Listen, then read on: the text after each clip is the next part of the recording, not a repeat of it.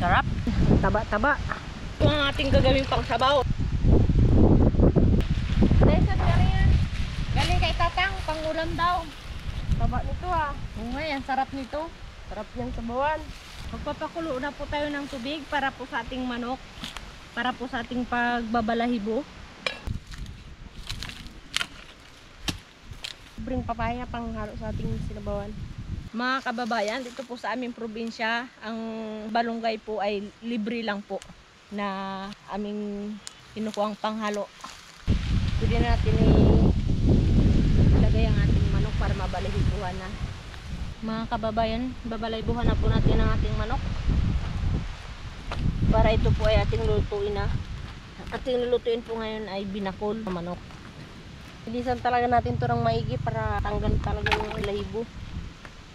Napakasarap po ito mga kababayan. Taba-taba. Ngayon po mga kababayan, magluluto po tayo ng binakol na manok. Ito po ang ating sangkap sa ating binakol na manok. Meron po tayong native chicken. At meron din po tayong tanglad para pang pabango at pampalasa po. At meron po tayong balunggay.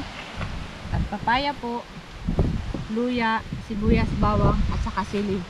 At meron po tayong buko na ito po ang pinaka-espesyal sa ating binakol na manok at pampasarap. Tara, luto na tayo. Tagtarin na natin mga kababayan ang ating manok.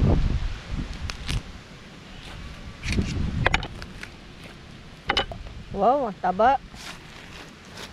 Sarap nito mga kababayan. May itlog pa oh mga kababayan. Iwain na po natin ang ating mga sangkap. Habang nagdiwa ka ng papaya, ay himayin ko na dito itong balunggay. Tanglad, pampalasa, pampabango, pampasarap sa ating binakol na manok.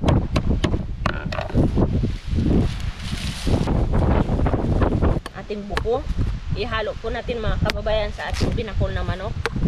Paglagyan natin ng sabaw. Ito po yung sabaw ng buko. Ito po ang ating gagawin pang sabaw.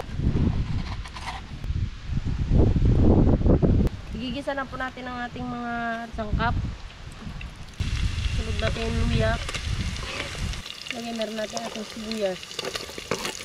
Kababayan, ilagay na po natin ang ating manok. Oh, ibago na ang kami niya. Lagay po natin ang ating pati para lalong sumarap. Wow, ang bango! Ang sarap! Mga kababayan, ito po ay pwede natin lagyan ng sabaw. Ang sabaw po natin gagamitin ay ang ating sabaw ng buko. Masarap po ito mga kababayan at malasa. Manamis-namis.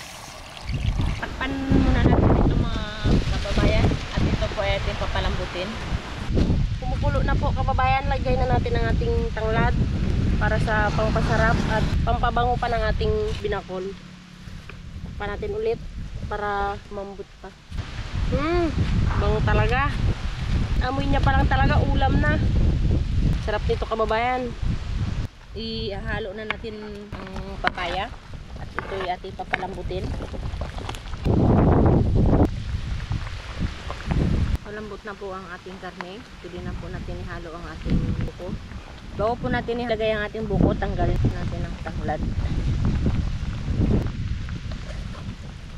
Ilagay na natin ang buko. Pampadagdag sarap sa ating binakol na manok. Mas malasa. Sarap. Manamis-namis. Takpan natin mga kababayan at ating papakulungin. Wow, ang bango. Ang sarap. Ating binakol na manok. Yanam. Malambot na ang ating manok. Buko at saka yung papaya. Sarap. Titikman natin mga kababayan ang ating binakol na manok. Ang sarap. Manamis-namis. Lagyan natin itong sili para bango at masarap pa.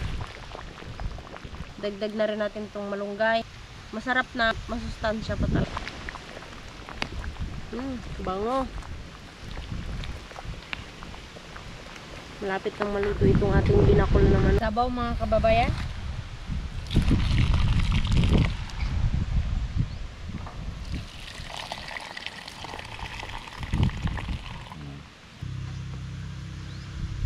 Kain na po tayo mga kababayan. Kain na kababayan. Tikman po natin ang ating nilutong binakol na manok. Sarap, malasa. Ito po yung buko kababayan. Hinalo sa ating binakol na manok. Sarap. Sarap.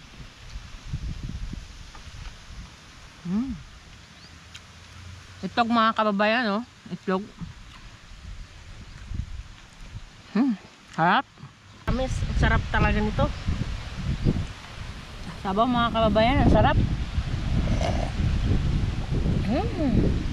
Sarap.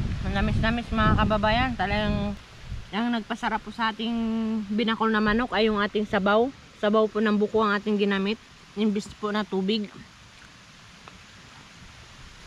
Balunggay. Masustansya.